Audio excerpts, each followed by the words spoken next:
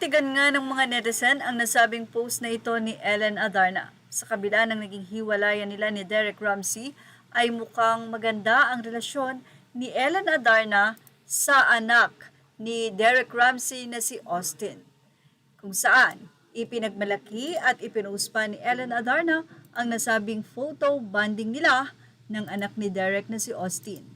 Sa kanya nga pong post ay may caption ito na Kuya and Lily. Sa naging post na ito ni Ellen Adarna ay marami ngang nagtanong kung nasaan kaya si Austin. Anyway, sabi nga ng mga netizens, sana daw ay magkabalikan si Ellen at si Derek. But knowing Ellen, napakabait na tao, kitang-kita naman sa kanya. At sa tagal na nagsama nila Ellen at Derek sa isang bahay bilang mag-asawa, for sure ay napamahal si Ellen sa panganay na anak ni Derek na si Austin. At ganun din naman si Austin ay napamahal sa kanyang pangalawang ina na si Ellen Adarna. Ang nakakatuwa lang ay hindi natapos doon ng banding. Hindi naman talaga dahil may kapatid si Austin sa kanyang pangalawang ina na si Ellen Adarna.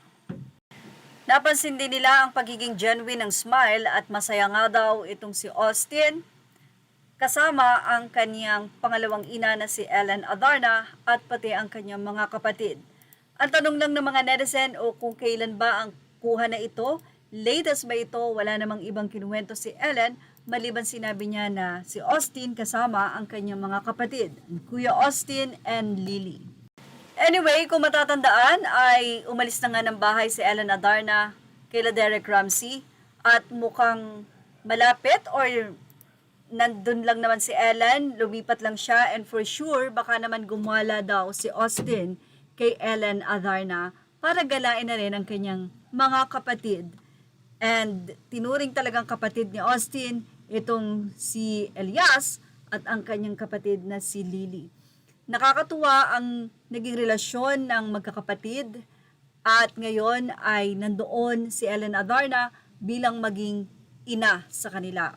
And to Austin also.